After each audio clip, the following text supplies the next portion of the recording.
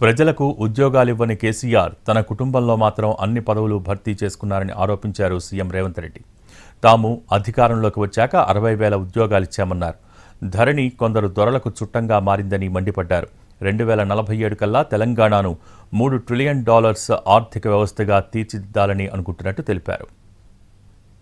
ఉద్యమం సందర్భంగా నీళ్లు నిధులు నియామకాలని చెప్పి 10 సంవత్సరాలు అధికారంలోకి వచ్చిన వాళ్ళు ఈనాడు సమస్యలను పరిష్కరించకపోవడం ఇంకా చిక్కుముళ్ళుగా తయారని, నియామకాలు జరగలేదు.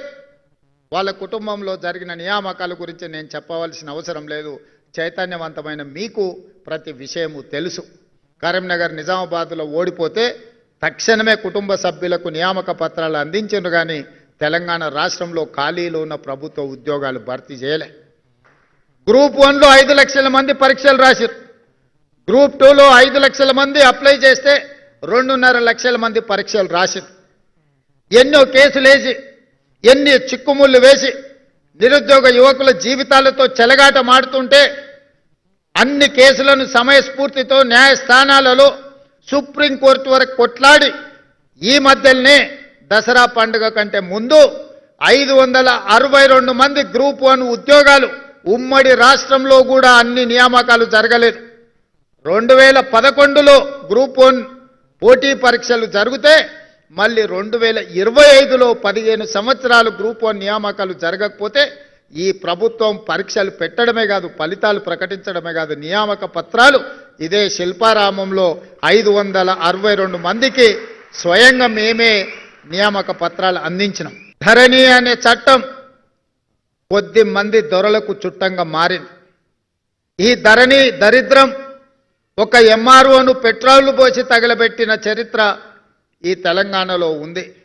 ఈ ధరణి దరిద్రం ఇబ్రహీంపట్నం ప్రాంతంలో జంట హత్యలకు కారణమైంది.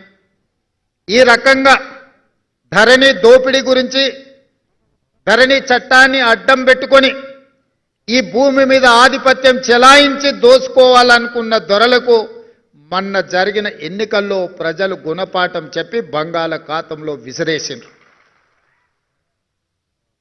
ఎన్నో కారణాలు ఉండొచ్చు మా గెలుపుకు, కానీ వాళ్ళ ఓటమికి ప్రధానమైన కారణం ఈ ధరణి అనే భూతాన్ని పెంచి పోషించి ఈ భూమి మీద ఆధిపత్యాన్ని సాధించాలని ఒక కుటుంబం, ఒక రాజకీయ పార్టీ అనుకోవడంతో వాళ్లకు గుణపాఠం చెప్పాలి, ఈ భూమికి విముక్తి కలిగించాలి అనే 4 కోట్ల తెలంగాణ ప్రజలు నిర్ణయించి ఈనాడు ఇందిరమ్మ రాజ్యాన్ని, ప్రజా పాలనను అధికారంలోకి తీసుకొచ్చారు.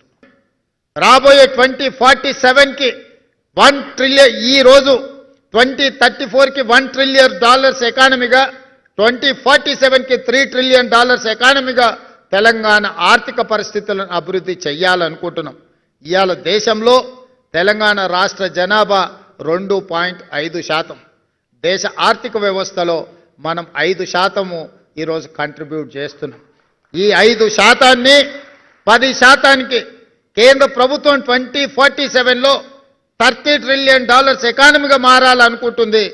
ఆనాడు ఈ దేశ ఆర్థిక వ్యవస్థలో 10%ని తెలంగాణ నుంచే అందించాలన్న లక్ష్యంగా ఈరోజు మన ప్రభుత్వం చేస్తున్నది.